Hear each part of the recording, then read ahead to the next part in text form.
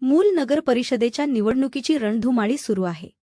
भाजपाचे वतीने नगराध्यक्ष पदाकरिता प्राध्यापक किरण कापगते या निवडणूक लढवित आहे. या क्षेत्राचे आमदार सुधीर मुनगंटीवार यांनी कापगते व 10 प्रभागातील 20 उमेदवारांचे प्रचारासाठी रामलीला भवन परिसरात भव्य मेळावा घेतला.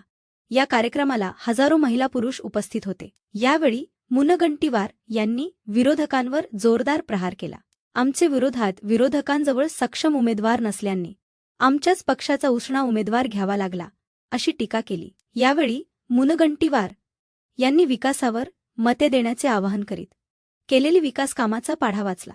यावेळी नगर परिषदेच्या निवडणूक जाहीरनाम्याचे प्रकाशन करण्यात आले.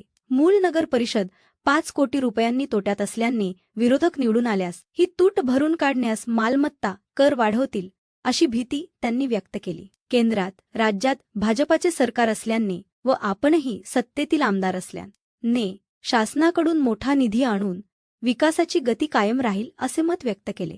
यावेळी मंचावर भाजपाचे निवडणुकीतील उमेदवारांसह जिल्ह्यातील प्रमुख पदाधिकारी उपस्थित होते. यावेळी सर्व उमेदवारांचा सुधीर मुनगंटीवार यांनी वैयक्तिक परिचय करून देत विजयी करण्याचे आवाहन केले.